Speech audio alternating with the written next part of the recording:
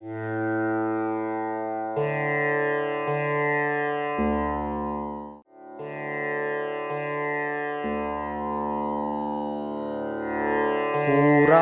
நோக்கிக் குறிப்பறிவான் எஞ்ஞான்றும் மாறா நீர் வையக்கணி.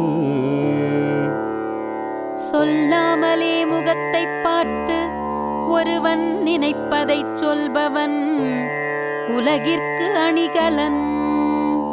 ஐயப்படாதகத்ததுணர்வானை தெய்வத்தோடொப்பக் கொளல்.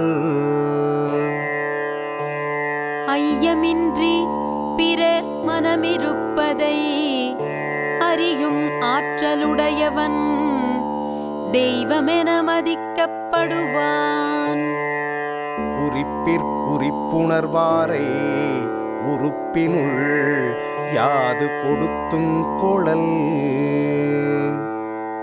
முகக்குறிப்பால் மனக்குறிப்பை உணரும் மனிதரை எதையேனும் கொடுத்து துணையாக்க வேண்டும்.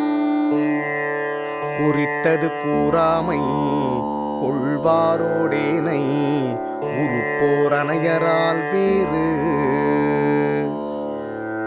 உளமிருப்பதைக் கூறாமல் அறிபவரும் அறியாதவரும் உறுப்பால் ஒத்திருந்தாலும் அறிவால் வேறுபட்டவரே.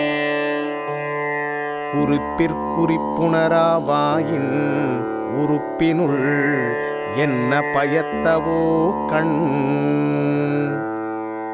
முகக்குறிப்பால் மனக்கருத்தை உணர முடியாவிடில் உறுப்பினுள் சிறந்த கண்களால் என்ன பயன். அடுத்தது காட்டும் பளிங்கு போல் நெஞ்சம் கடுத்தது காட்டும் முகம். உருவத்தை எடுத்துக் காட்டும் பளிங்கு போல் உள்ளத்தில் உள்ளதை முகம் காட்டும். முகத்தின் முதுக்குறைந்ததுண்டோ உவப்பினும் காயினும் தான் முந்துரும். விருப்பு வெறுப்பை முந்தி வெளிக்காட்டும் முகம் போல் சிறந்த அறிவு வேறில்லை. முகநோக்கி நிற்க அமையும் அகநோக்கி உற்றதுணர்வார் பெறின். அகம் இருப்பதை உணரும் திறனுடையவர் முகம் பார்த்து நின்றாலே போதும். பகைமையும் கேண்மையும் கண்ணுரைக்கும் கண்ணின் வகைமை உணர்வார் பெறின்.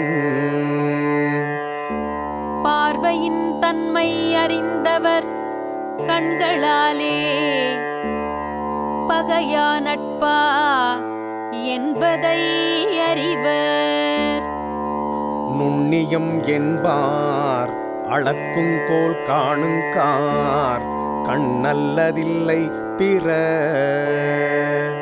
அறிவுடையார் என்பார் அறிவை அளப்பதற்கு அவருடைய கண்களே அளவுகோல் வேறல்ல.